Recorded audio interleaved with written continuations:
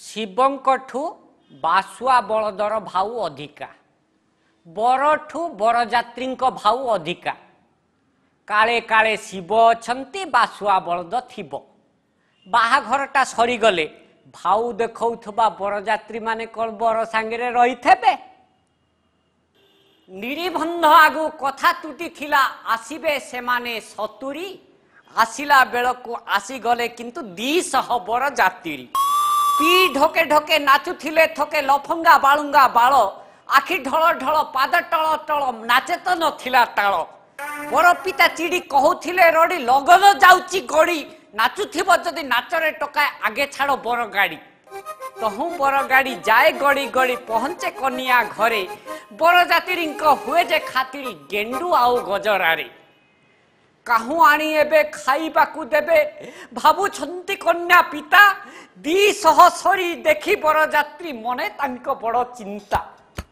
କିଛି କ୍ଷଣ ଭାବି ସାଇର ମୁରବୀ କହିଲେ ଗୋଟାଏ ବାଟ, ଜାଳଟା ଜଳାଅ ଚାଉଳ ପକାଅ ପେଜରେ ଡାଲିକି ଘାଣ୍ଟ। ଭାତଟା ଟାଣୁଆ ଡାଲିଟା ପାଣିଆ, ଆଇଁଷ ହେଲା ନିଅଣ୍ଟ। ନିଶାଖିଆ ମନ ଫିକା ପଡ଼ିଗଲା, ଭାଙ୍ଗିଗଲା ତାଙ୍କ ବରଯାତ୍ରୀଆ ଥାଟ। ହେଇ ନିଶାରେ ଉନ୍ମତ କଲେ ଉତପାତ, ନ ମାନିଲେ ସାନ ବଡ଼, ସାଇ ପିଲା ଏଣୁ ମେଳି ହେଇଦେଲେ ବର ପକ୍ଷିଆଙ୍କୁ ମାଡ଼। ବେଦି ପରେ ବର ପାଇଣ ଖବର, ବେଦିରୁ ତ ଗଲା ଉଠି, କହେ ମୋ ସାଙ୍ଗକୁ ଡାକି ନ ଆଣିଲେ ପଡ଼ିବନି ହାତ ଗଣ୍ଠି।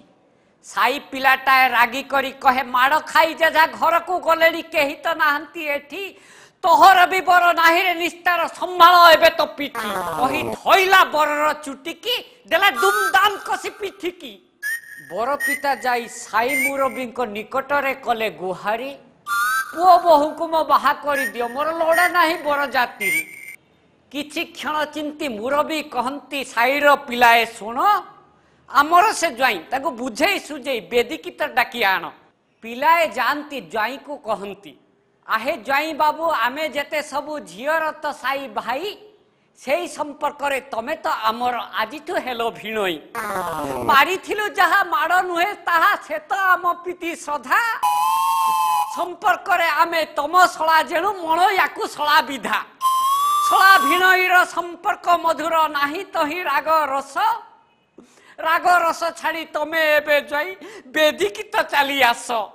ସେତିକି ବେଳକୁ ବରର ମୁଣ୍ଡରୁ ଖୋଲି ଯାଇଥିଲା ପଗଡ଼ି। ବାହା ହେଲା ବର ଧୋବ ଫର ଫର, ମୁଣ୍ଡରେ ବେଣ୍ଡେଜ ଭିଡ଼ି।